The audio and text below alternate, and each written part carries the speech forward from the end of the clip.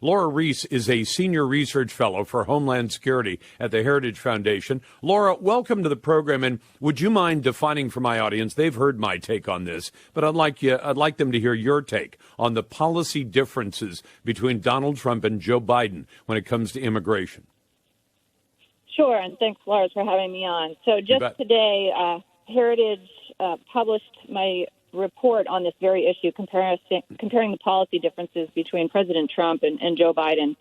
And just some of the major issues to hit on include the wall, which has been a keystone of both then-candidate Trump and now President Trump's administration. It looks like he's going to succeed in getting to 450 miles of new wall system by January.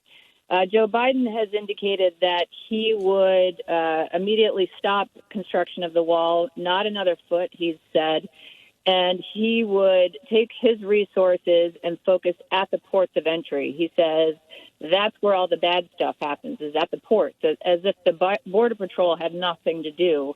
No, they don't have to deal with drug smugglers and human smugglers. Another example is DACA. So the Trump administration has been fighting to rescind the unconstitutional DACA program started by President Obama.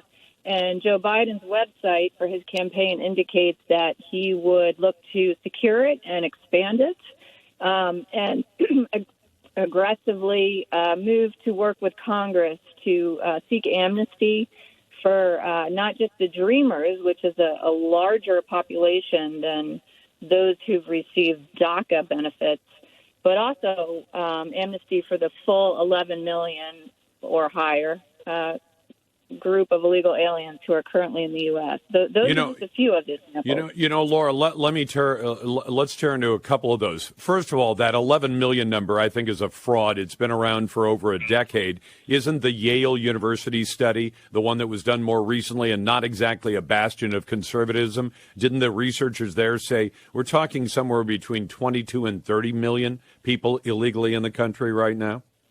Yeah, you're right. 11 million is an old number, and other studies have shown 20 or higher. So, yeah.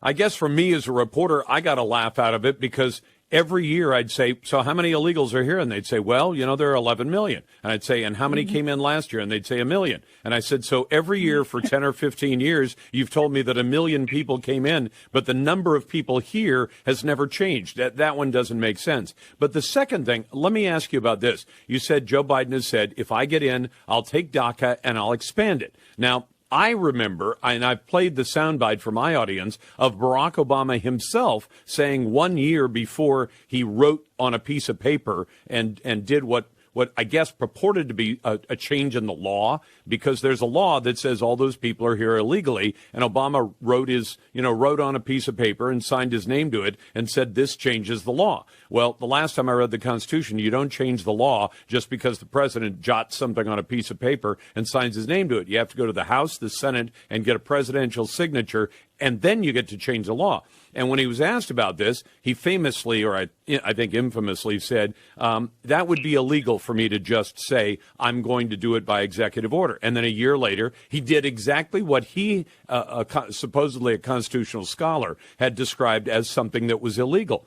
Is it even possible for a President, Joe Biden, to expand on a program that we've already seen the author of the program acknowledge that it's an illegal program to begin with? Well, you're right.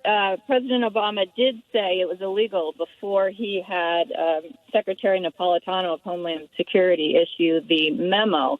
So it wasn't even a presidential signature. It was a cabinet member in a memo to the leader. Thank you for that correction, by the way. I should make that correction myself. So. Yeah, even less authority. And the Supreme Court this summer has said the Trump administration was in the right to rescind DACA.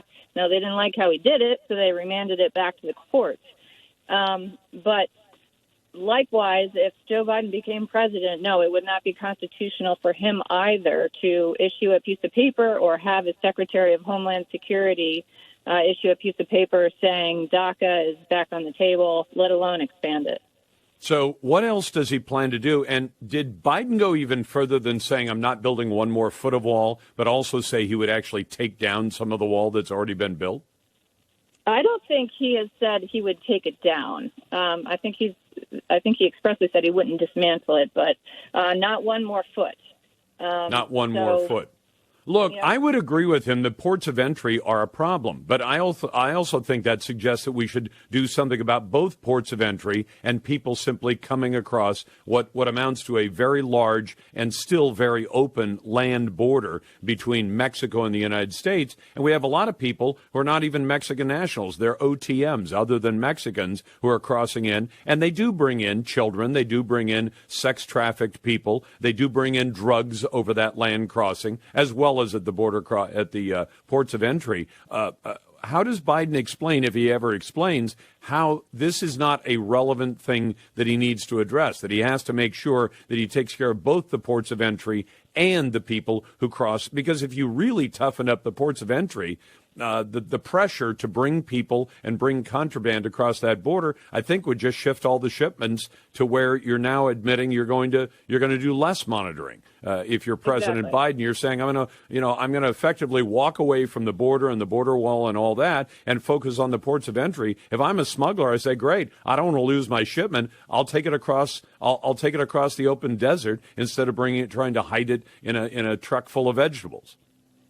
Exactly. The cartels and the smugglers absolutely shift their tactics, and right now they are pressing through the ports of entry where, CBP is finding a lot more tractor trailers stuffed with immigrants trying to get in and catching a lot more drugs at the ports. So hopefully, it seems like the wall is being effective. But it won't remain that way. They're ever shifting. And so, yes, any president needs to address both the ports and between the ports to have an effective, secure border. I know it. Sorry, go ahead. I was going to say, you asked how is Joe Biden explaining this. He's not explaining much. I mean, this isn't coming up in the debates, and he is calling a lid, each morning and not taking questions from media. So he has not been tested on these issues.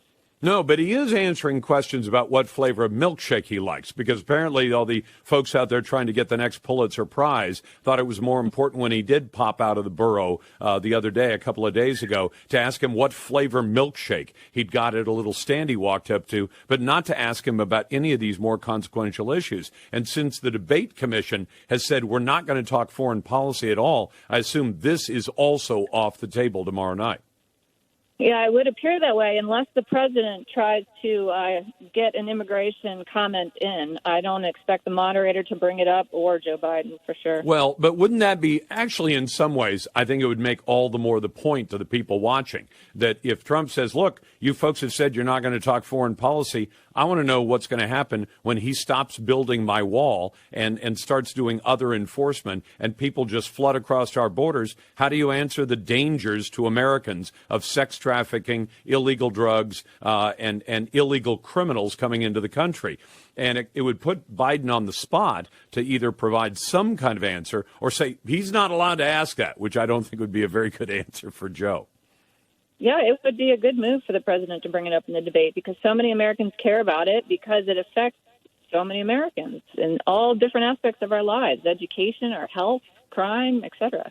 Lora, thanks for your hard work at the Heritage Foundation on Homeland Security. I appreciate your time tonight. Thank you.